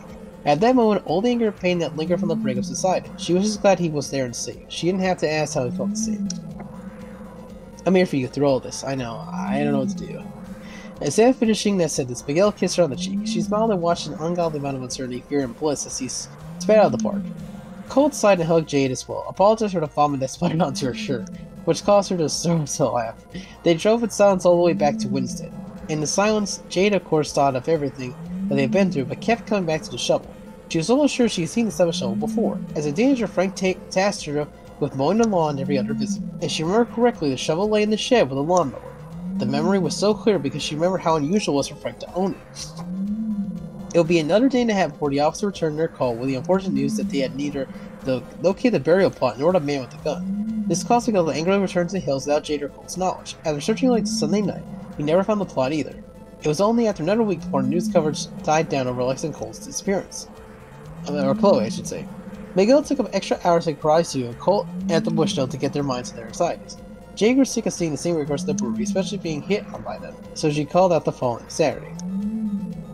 That day, Jade drove aimlessly through Meriden, not sure if she was looking for that police didn't find already. Under the few missing person signs around town, she didn't uncover much. She knew she wanted to stop by Frank's house, which reached the street she up by pulling to the driveway until she saw his car wasn't there. The lawn and bushes looked overgrown as if he didn't live there anymore. Jade couldn't remember the last time she visited his house, just that he never neglected yard work. Just when she was about to turn the car around, she noticed a woman sitting in a parked SUV across the street. Without much foresight, Jade pulled up behind the SUV and parked, cautiously approaching the driver's side window. On any other day, she wouldn't have been as brave, but the stern look at the face of the woman with jet black hair spiked her curiosity. The woman rolled down the window. Jade rocked back and forth on her heels and gulped. Yes, can I help you? For stern decisive. I've already told the other neighbor that I'm not effing leaving until the cops come. No, Jade hoarsely. I have a feeling we're here to say this. Yeah, what would that be, honey? The woman was probably in her late 30s, but her fast cow's feet made her appear much older. On her lap lay a pair of sunglasses and a stack of photographs. You want a Frank's horse or something? Well, I got news for you, honey. I'm his daughter. He was. No shit. All these I never saw his family around. Some father he must be. What's your name? Jade. Jade, do you know who the heck your father is? Do you know what the hell your father is? I think I know. I don't want to. Shit. She said, sitting out the vehicle. Though was being 5.5 feet tall, but character selection is much taller. Unafraid. You have to. I'm sorry to break the news to you, honey. 17 years ago, your father killed my friends. Oh, you're Haley Burnell. Jade felt her whole body go up. She never thought she'd have to, her suspicions confirmed all those years later. All those times she half-jokingly told her friends how her dad's serial killer bias were no joke at all. She didn't have to ask for proof to know Haley had it. She felt a weird mixture of total nauseous and relief. You've done your homework. Good for you. I've been following you for so many years. Is that what you're doing here? She nodded, getting in the house. He hasn't been here for at least a week, maybe longer. I'm sure he's taken off ever since that news report broke. No, I'm sorry, I need to sit down. She felt the world spinning rapidly around her entire body. Haley knelt down by Jade as she cradled her. I'm sorry, Haley, I'm so sorry. You have nothing to be sorry about, she said. It sounds like you've known about it. I thought I did, Jade looked up. Her face stretched an ugly mess of tears and sweat. When I was a teenager, he started acting really weirdly. He divorced my mom and cleared out of his house. He also took really long trips and asked me to start calling him Frank. Haley paused. You didn't know this, but Frank had been stalking us for months before he died. We used to go to Hanging Hills all the time. He found us on the trail one day and told us the entire Black Dog legend. I'm not sure what the hell he was doing there, but he saw us the next several trips. He told us how pretty we were, and I'm not sure if you want to know more. I do. That's disgusting. He told me the same thing. I felt sick. Do you call the police? Feel everything you need to. It's a lot. Yes, we did. And they didn't take us seriously. After he disappeared, we were angrily pounding on his door. I screamed at him and told him he didn't deserve to be alive, but didn't deserve to be a dad. Oh my goodness. He floated a restraining order against me and my family. I hadn't found anything since. Any more evidence, but I know. The investigator? Haley chuckled, glad to hear her cars. Just a very peed-off single mother. I forgot to ask what you're doing here. You probably think I'm crazy. Try me. Alright, my friends and I were looking for these girls. We saw the black dog. Jay was surprised she wasn't judging. It's hard to explain what it is. It's not like a ghost, but it kind of blurry when you see it. And cold to the touch. Anyway, the dog went into the burial plot with a long shovel in it. A gravedigger shovel, as he remarked coldly.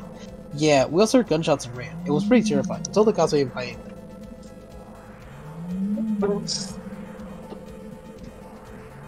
Oh man. Okay. Hang on, there's still more. We're almost done. There's just a few more paragraphs. Where was I? Jade's words seemed to cut through Haley's story.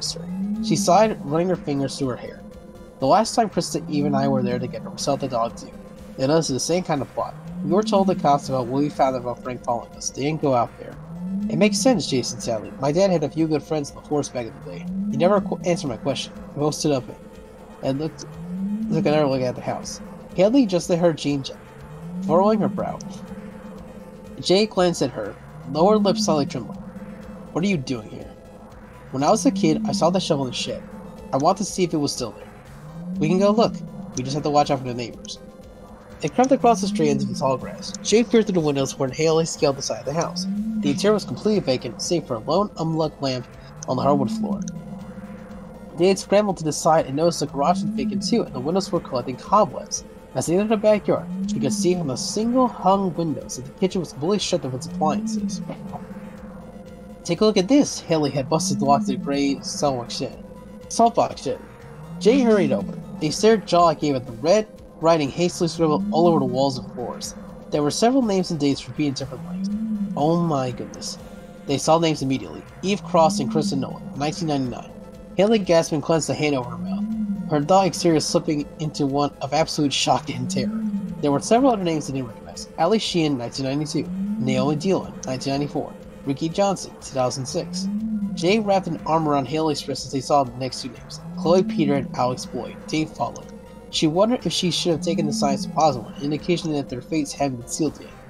There was another name in the far corner, with an L that she couldn't quite make out. I'm going to check inside the house, Haley said. Her face flushed pale. Just to be sure the girls aren't there.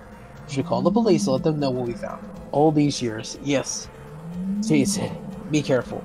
It was all too much. Her mind couldn't tell her body to reach for the phone. The names paralyzed her with fear. The closer she looked, the more she found the corners of the shit. Victoria Malcolm, 1991. Billy Smith, 1989. Nikki Lambert, 2002. Melia Cruz, 2009. Who were these girls? When did her dad have time to find them? She had been in the shed a million times over the years, even as an adult. Why were her names here now? In the furthest corner of the shed, which was devoid of any light, she saw the final name. Little Troll. No day followed. She couldn't breathe. She couldn't see either. All her senses were fading. When she opened her mouth to scream, she couldn't do that either. She could only hear the distinct sound of the shed door latching behind her. Holy crap. Now it's getting scary. Oh boy. You know, I was wondering when this story was starting to make it scary, and now it is. And there's still a couple paragraphs left too. We're not done yet. The darkness was utterly disorienting. She felt herself slip into a deep panic and nightmarish slumber. The summer felt like an eternity, being unable to breathe or think coherently. Through the darkness, she could see faint images of the girl she never met. Billy Smith wore a blue and green sequin top when Frank stopped her on the footbridge, claiming he had lost his daughter. She was skipping school, but she was falling away eager to help. Victoria Malcolm wore a pink flannel shirt when her father claimed to be a friend of Victoria's dad atop the stone tower. She thought she knew all her dad's friends, but he seemed nice enough, and claimed to play basketball with him in high school. Eve Cross and Kristen Nolan were wearing the new, silver-colored shirts they purchased at the corner of the night before when Frank told him about the trailhead he was riding from the band. Nikki Lambert wore a gray American Eagle sweatshirt when Frank told her that her mom was looking for her. Nikki and her mom were the best of friends, like the mother-daughter duo on the Louis Network series that Jay used to watch. It wasn't clear what Mayella was wearing when her face was covered in dirt, but she felt her fear and sadness being betrayed by her own soccer coach. It wasn't long until Jay realized she was covered in dirt too. When Jay regained her sense of taste, she realized how appealing the taste of soil truly was with its chunky, earthly texture. She intended to spit it out, but more dirt trickled down, so she sealed her lips entirely. When Jay regained her sense of smell, she noticed the soil's horribly sour and metallic scent, which she had difficulty time breathing through with only 7% of her nostrils uncovered. When Jay regained her sense of smell, she noticed the crackles, quirks, and pops from below. She also heard the sound of her phone buzzing somewhere. When Jay regained her sense of touch and consciousness, she was absolutely horrified by the immense pressure pushing down her body. For several minutes, she tried to thwart the body, but only moved an inch at best. Oxygen again, and rapidly. From above, she heard more distinct crackles, clicks, and pops followed by the sound of grating and rasping. Something or someone was digging her up. It was in the spade of a shovel. Its movements were so rapid yet more gradual. She watched her flick upward in small chunks. When her nose and mouth were on her, she realized two small black paws were doing the digging.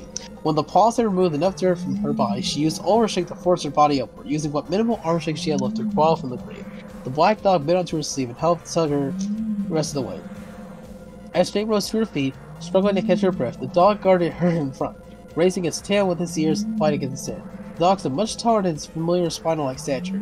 If not for this facial familiar feature, She would have mistaken for a Great Dane. The dog was no longer blurry, but glowing in a misty, green-tinted aura. Its sad brown eyes were no longer sad or brown, but blue and fiery, like a combustion of carbon. Jane stared in horror at the unmarked dirt plots that surrounded her from all sides. The number in the dozens, maybe double or triple that. She couldn't be sure. Then she looked back even more horrified at the grave she came from, which was at least 4 feet deep. How long had that dog been digging for? How long had she been buried? All time seemed to elude her. She knew she heard her phone, but couldn't find it. She knew not to run through with the dog guarding her, moving over to every Rick's turn. Thanks, buddy, she whispered. Should we? Then she was about to move. The smell of methanol overwhelmed her senses the same way it had for many years. From between 2 bushes, her father, a frailer-looking man that she remembered, in torn flannel appeared, carrying a gravedigger shovel in his hand. You were never supposed to find out, Frank said coldly, looking at the dog and not her. Holy moly. Is that where it ends? Not yet. There's still more. There's still more. There's still more. Jade said nothing. You were never supposed to find him either. Silence. She stared blankly into his air blue eyes as if she was staring him to strike. She was no longer afraid of the man she stopped calling Dad long ago. Is this the time you've seen him, Frank? With those words, Frank Aaron's eyes widened. His pupils dilated. He attempted to lunge forward, drawing a small gray pistol from a concealed holster. But the black dog leaped and tackled him into the grave. Frank unleashed a blood-curdling scream. The scream lasted mere moments before a gnawing and grudging sound took its place. The gnawing and grudging sound turned to one that crumbled as a mound of dirt collapsed into the grave. After the dirt collapsed, she heard the collective screams of Frank's countless siblings escape into the atmosphere. They weren't screams of terror, but cries of freedom. Cries for the monster to stay buried forever. Every inch of is evil, being rotted into the earth. The dog jumped from the grave to a nearby pile of leaves, its stature morphing back to spinal form. It's a windless look at Jade, its eyes now a bold shade of brown, and dreads into the vast woods. Jade started to run, faster than she'd ever run before. Somewhere in the distance she heard people screaming her name. The closer she ran, the more distinguished she could make the voice of Colt, Miguel, Haley, and possibly Sasha, though she couldn't be sure. Then another female voice called her name that she recognized all.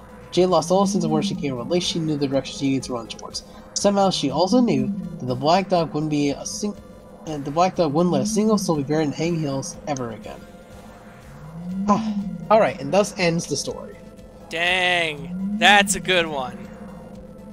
Yeah, so TLDR, a girl's dad was a serial killer who slaughtered girls in the woods, and he got killed by a spirit dog thingy. Let's give our viewers one more story. I know we've been at this for an hour now, and it's 8:49, but I think we can do one more. It's Halloween, why not? Let's try a shorter one though, because that story was over half an hour. I don't know how long this one is going to be. It seems to be the same length as the first. Okay, that's fine. The Devil's Toy Box. The Devil's Toy Box is an urban legend that savvier horror fans will recognize as the inspiration for the infamous Lament configuration from Clive Barker's seminal Hellraiser series. Though in reality, the titular box is not a toy at all, but rather a small room where the floor and the ceiling and the walls are each composed of one giant mirror. According to legend, if you stood inside this mirrored room alone for too long, supposedly the devil would show up and steal your soul. In most versions of the story, he did so by flaying you alive. I mention all of this because about 2 weeks ago, I got an email from an old friend, someone who was well versed in my sordid past, asking if I could help out their younger sister, an age 18-year-old girl we'll call Erin, located in northern Louisiana. The specific parish where Erin lived shall go unnamed for reasons that will soon become obvious. Like pretty much everywhere else, the place where Erin grew up had its own annual haunted house attraction that went up every October. The attraction was called Farmer Graves' Haunted Orchard, and in years past, it had been every bit as thrilling as the name suggested, which is to say, not very. So for the previous Halloween, the owners decided to spice things up a bit, by building several new interactive installations, which included a windowless shack called the Devil's Toy Box. This shack housed a small room composed of large, well-sized mirrors. This is how Erin heard it described anyway. She had never been inside the toy box herself. Farmer Graves closed less than a week after opening. a result of numerous people who had to be hospitalized after going inside the Devil's Toy Box attraction. Erin didn't get a chance to try out the box herself before the closure, but she had heard countless stories about it from her classmates at school. Apparently, no one could last longer than 5 minutes inside the room. There was even a large timer set up beside the building that showed the current occupant's length of stay under the second clock, displaying the longest record time up to that point, which maxed out at just over 4 minutes before the attraction finally closed. The man who managed to last that long, Roger Heltz, age 52, father of 3, had been reduced to a wide-eyed mute. To this day, he still hasn't said a word. One woman suffered a heart attack after just 90 seconds inside the box. A 17-year-old boy had to be dragged out, kicking and screaming. The boy was from a nearby parish and hadn't gone to Erin's school, though her friend Celeste had claimed her parents were friends with the boy's mom. They went to his funeral when he killed himself 2 weeks later. Whatever the truth of the matter, town officials were quick to act in getting Farmer Graves shut down. Of course, that didn't stop people from talking about the now infamous attraction, which they began to do almost immediately. For the next month or so, it seemed like the toy box was the only thing on anyone's mind. It had become the stuff of legend, and of course, it didn't take long for the local kids to start venturing out to the orchard at night to see the box for themselves. Farmer Graves' haunted orchard was owned by a middle-aged couple named Will and Darlene Sawyer. When the town council ordered the Sawyers to shut the place down, they were so pissed about the ruling, they left most of the attractions still standing, including the Devil's Toy Box. The actual orchard was on a plot of land located at the rear of Sawyer's property, and was only accessible by a narrow 2-lane dirt road. One night, several seniors at Erin's school snuck out to the Sawyer's property on a dare and claimed they found the toy box entrance padlocked. But then, Will Sawyer showed up out of nowhere and asked them if they wanted to go inside. Will's sudden arrival had startled the young men. But once they realized he wasn't mad at them for trespassing, and in fact seemed genuinely happy to see them, the guys decided to take him up on his offer to have a go inside the box. Of course, they chickened out as soon as Will unlocked the door, and it seemed to swing open on its own like a hungry mouth at the sight of food. That's how the rumors about midnight screenings of the Devil's Toy Box began to circulate. Most of the people who ventured out there afterwards claimed they encountered Will Sawyer after waiting beside the toy box for an unspecified length of time. A few even said that they went inside the box, but these claims were always dismissed as bullshit. No one came out of the box that was coherent enough to talk about it. Last week, Erin's boyfriend, Tori, went out there with some of his idiot friends. Erin hadn't seen him since. His parents reported him missing after Erin even told the cops about the rumors surrounding the toy box, but they barely seemed to be listening now. Erin was going crazy worrying about Troy, and of course, she was hoping I would be intrigued enough by her story to come with her to investigate the Farmer Graves because she was too scared to do so by herself. Erin's location was only 3 hours drive from New Orleans, so I asked my friend Jason and his girlfriend Gretchen to take a ride with me. This way I wouldn't feel so weird about driving all the way to see an 18-year-old girl I didn't know. We rolled into town at about 5 p.m. that Saturday, and met up with Erin at the McDonald's, as she called it. I laughed when I first heard her say that, and immediately felt like an asshole for thinking it was funny that Erin's town only had the one McDonald's. Our meet and greet started out a little awkward on account of all the stares we were getting from the rest of the restaurant. Then again, 4 strangers driving into town to meet a teenage girl at the McDonald's will do that. Thankfully, Gretchen was there to defuse the situation with a simple question. Did you make that? She was pointing at Erin's backpack, which was actually a stuffed doll that I recognized as Lumpy Space Princess from the cartoon Adventure Time. Only most of the stuffing had been removed and the purple pouch had been sewn into it that sealed closed via a matching purple zipper. The straps were made out of old, retro-looking seat belts. Erin nodded at Gretchen, and Gretchen's jaw dropped. "Oh my god, will you make me one?" "Will you make me 2? Gretchen asked.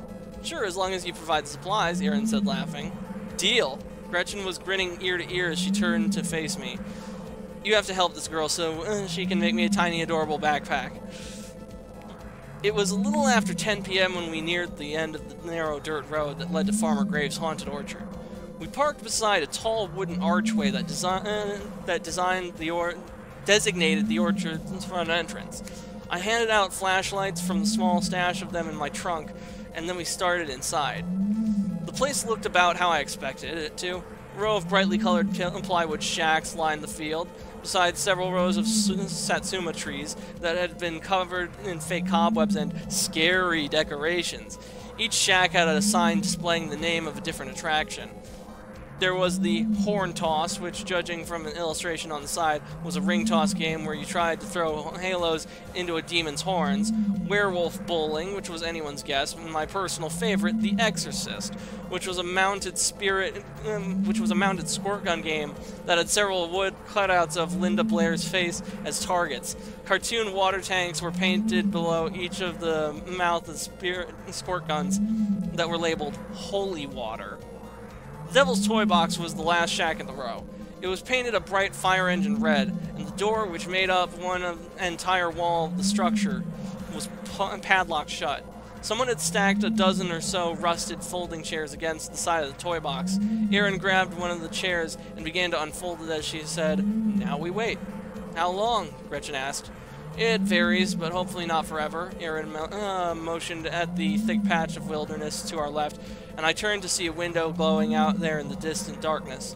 "See it? That's the Sawyer house. They must know we're here." "And that's a good thing?" Gretchen's tone was tense as she had a look on her face that said she just realized how much she didn't want to do any of this. Before Erin or I could answer, she turned to Jason and asked, "Baby, will you walk me back to the car?" Jason gave her an irritated look. "What? Why?" "Because all this just got too real." "You knew what you were coming out here to do. I explained it to you in vivid detail." "Jason, please." "No, it's bullshit, Gretchen. You do this every time." "I know. This is fucking Avengers sneak preview all over again. I miss everything cool." "I'm sorry." She batted her eyes at Jason and gave an adorable frown from Gretchen had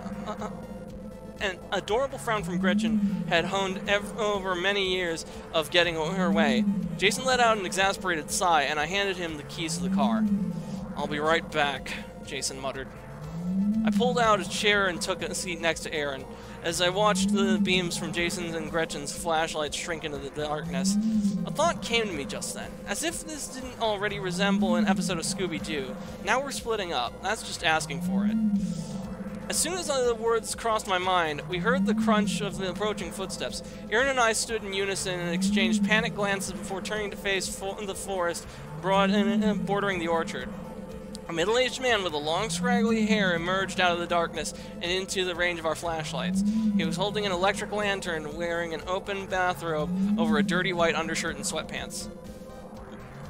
Will Sawyer was basically Vincent Price if he had starred in Big Lebowski. He smiled and gave us a thumbs up as he said, "You here for the box?" Sort of," Erin responded. And Will gave her a look, and he had no idea what that could possibly mean. "Have you seen this guy?"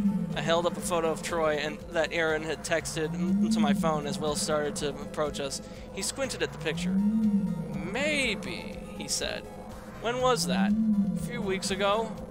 He was the one that went in the box. Most won't go inside anymore. Lasted almost 3 minutes, then he ran off screaming. Erin let out a sharp gasp. "Ran off? Ran off where?" Will pointed a thumb back at the dark patch of the wilderness behind him and replied, "Into the fucking woods. Where do you think?" I opened the door and he comes shooting out, dick flapping naked from the waist down.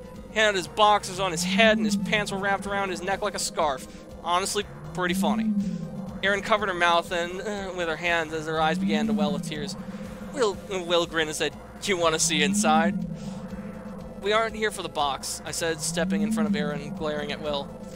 But it's so breathtaking, the man said as he gestured toward the toy box wide door, which slowly swung open. The interior was shrouded in darkness, but I could still see something vaguely human-shaped moving around inside the box. "Yeah, fuck that!" Run! I grabbed Erin by the arm and pulled her along with me as I sprinted away from the toy box. I could hear something chasing after us as we ran back to the orchard entrance, and I say something because it certainly didn't sound like a person.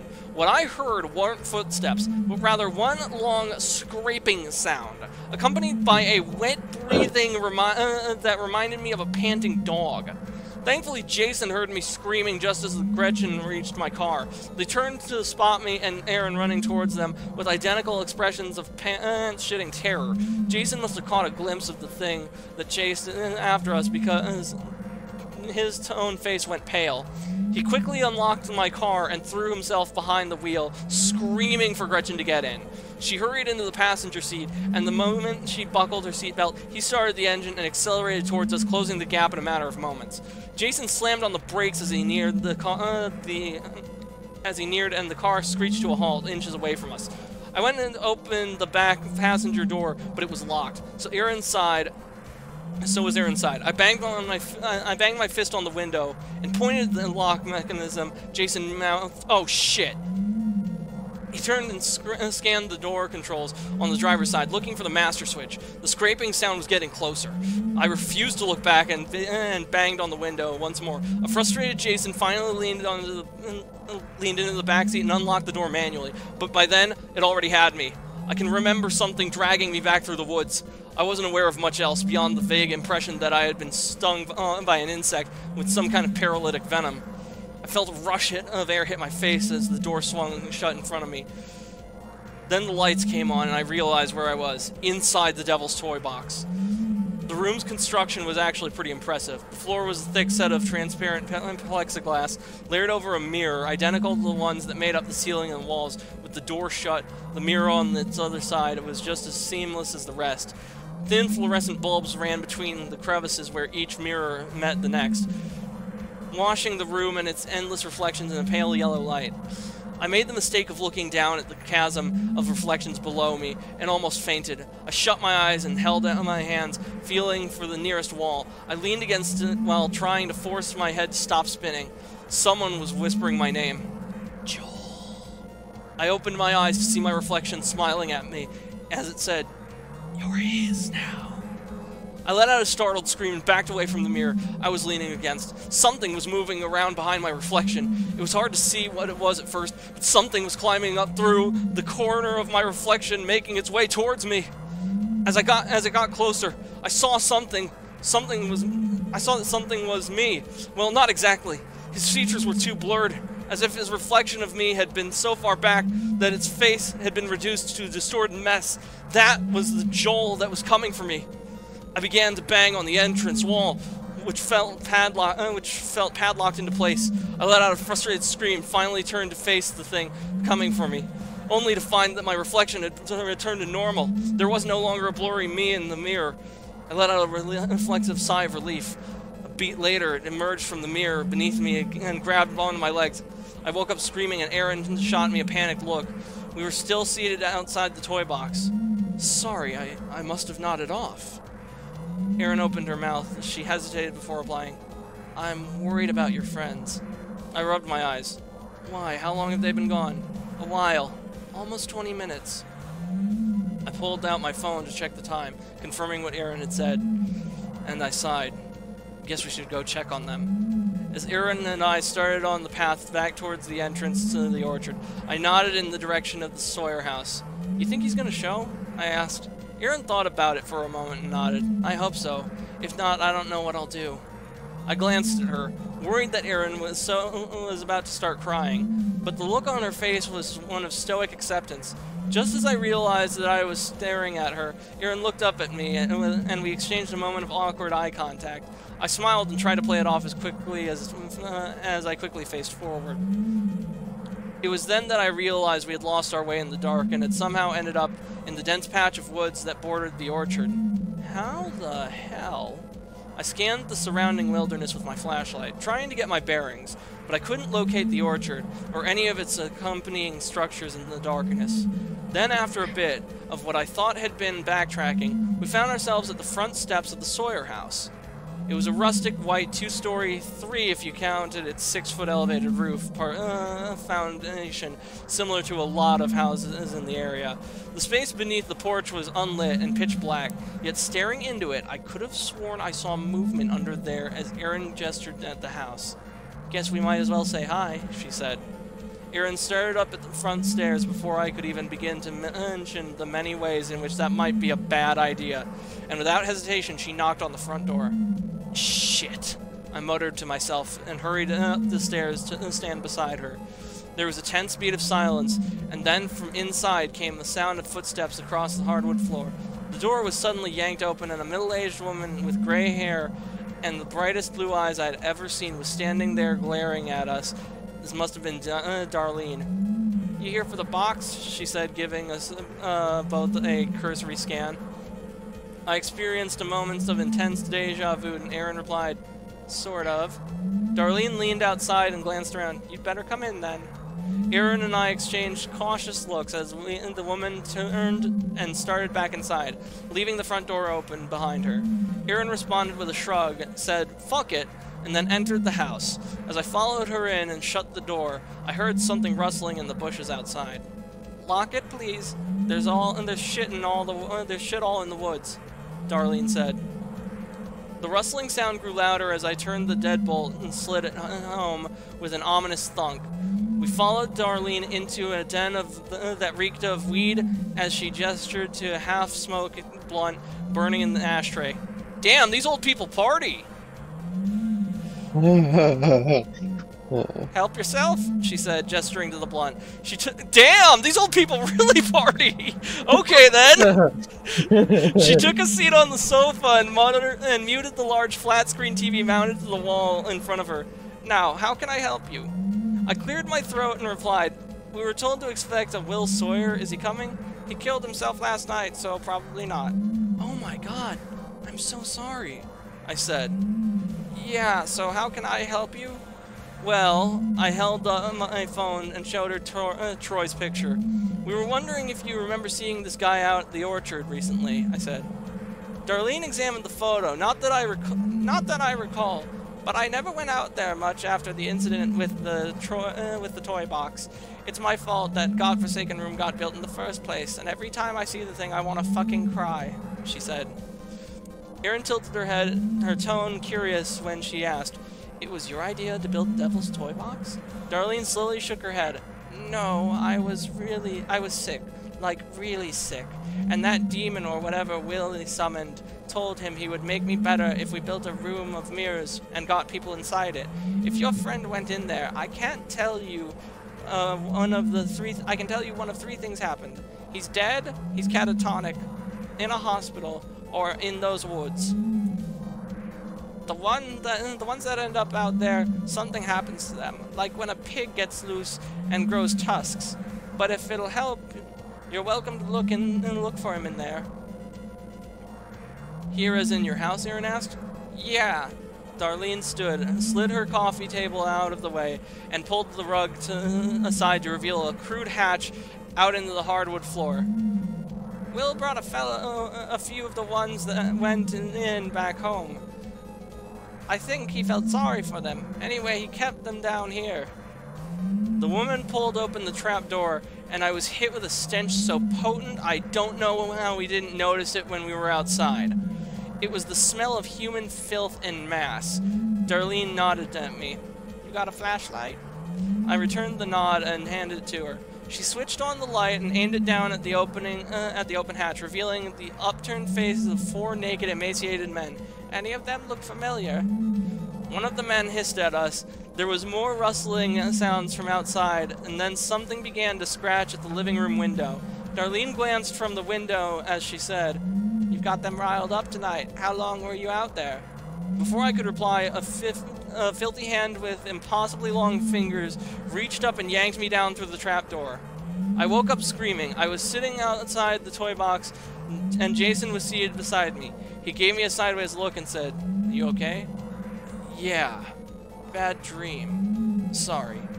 I was still reeling from the nightmare within a nightmare. As I glanced around, something felt off. Where are the girls? What girls?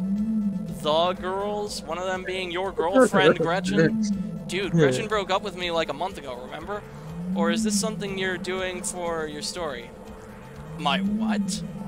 The story you're going to write about this? You're fudging the details, which you probably should. You're gonna make up some fake reason why we're out here too? Some damsel in distress who needs you to investigate a derelict Halloween attraction? It's definitely a lot better than saying your depressed friend asked you to drive 3 hours to see some rundown shack in the middle of the night where nothing whatsoever happened, and then your friend shot himself. What? Jason slid the barrel of a handgun into his mouth and pulled the trigger. I was sitting close enough that the shot rendered me temporarily deaf. I stood and slowly backed away, my gaze fixed on the crater of blood and viscera that had been my friend's head mere moments ago. My own head ringing like a goddamn church bell from the large caliber handgun going off next to it. Still, I couldn't look away. Finally, I forced myself to turn and watch where I was going, so that I could hurry up and get the fuck out of there. As I started towards the entrance, I glanced back one more to give my dead friend a final parting glance, and halted when I saw he wasn't there. Jason's blood and brains were still splattered across the front of the toy box, so I assumed that meant I hadn't imagined the whole thing. But the folding chair where he had been sitting was now void of his slumped, lifeless body. As I stood there, trying to figure out where Jason's corpse could have gone, a stream of stagnant smelling water splattered against the side of my face. I turned to see Jason's mostly headless body draped over the Exorcist game's mounted water guns. I'm not exactly proud to admit this, but I froze when I saw him, thinking that Jason had gone full-on zombie. Though after almost a minute of me standing there waiting for him to make the next move, I finally realized there wasn't going to be one. What I was seeing was nothing more than a dead body lying on a mounted water gun, which meant that someone or something was out there in the darkness, moving around a 160-pound corpse, propping it up on some shit simply to fuck with me. This was the realization that finally sent me running. I was in my 91 Jeep Cherokee and halfway down the unpaved dirt road back to the highway when the Cherokee hit a bump that dislodged something from its undercarriage. I pulled over and started to get out so I could take a look at what it had been, and that's when I realized I was once again looking at Jason's mangled body. Moving a grown man's corpse is one thing, but moving it and then wedging it up into a car's undercarriage in the time it took me to get back to my Jeep, that's crazy talk. I really don't like to give this part much thought, because the truth of it is kind of depressing. Real-life Jason had been really depressed about the breakup with Gretchen, and I guess I should have seen it coming, but I didn't. And so I went back home and started to write it all down, just as Jason knew I would. I got about this far when I was interrupted by a knock on the door to my apartment. I opened the door and saw there was a note taped to the outside. "There's a package for you in the lobby." It was around 11 p.m. and I'm pretty sure the management at my complex had long since gone home for the evening, but I headed towards the lobby anyway out of sheer curiosity. I started down the steps leading to the first floor of my complex to see Jason's mutilated body leaning against a Coke machine at the bottom of the stairwell. Somehow, they had found me.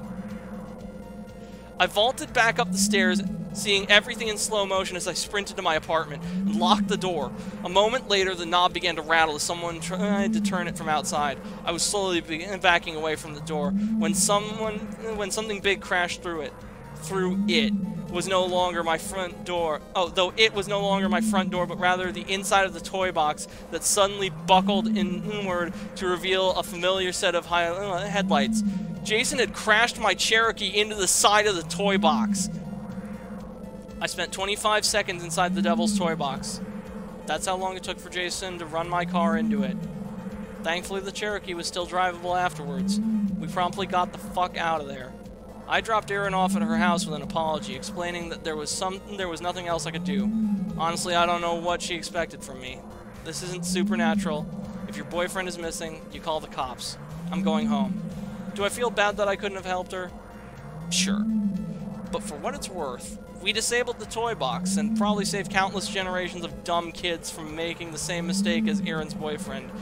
bad news is that doing so has almost certainly scarred me scarred me for life. Even as I sit here days later writing all of this down for the second time, I'm still worried that it's not over. I'm worried that when I wake up tomorrow, it's going to be in front of the goddamn box.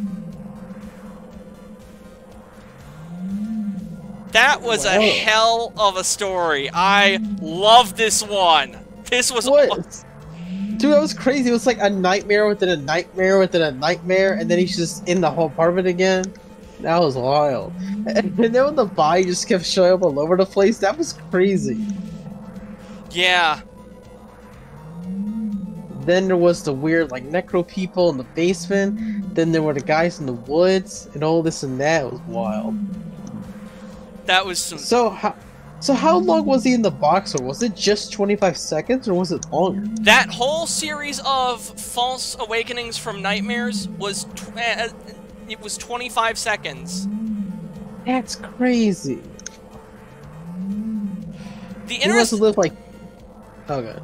I've actually experienced an interesting phenomenon where if when people have dreams that can be an entire lifetime in the span of like a minute. So this doesn't surprise me at all. The whole "it was all a dream" thing is done really well here, just because of the sheer like twists and turns that this takes, the false awakenings. This is a really, really well written creepypasta, and I love it. Dude, that was great.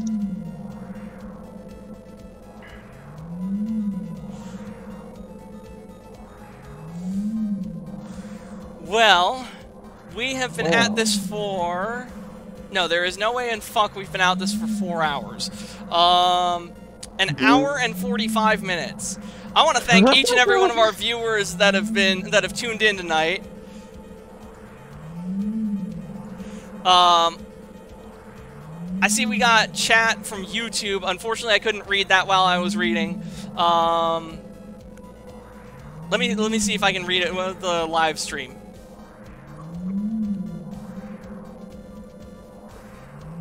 We're gonna go Inception here. Tuned in tonight. Little Missy Riley, hi. It's only met. Boo-goo. I see we got cat inside a box. I love it. Cat in a box emote. Nice. See the chat here. Oh yeah, Book. Yes, we had 2 people chatting on YouTube. That's about it. Well, I want to thank y'all for tuning in tonight. We're going to find somebody that's live that we can raid. And our raid message is going to be, don't go in the box.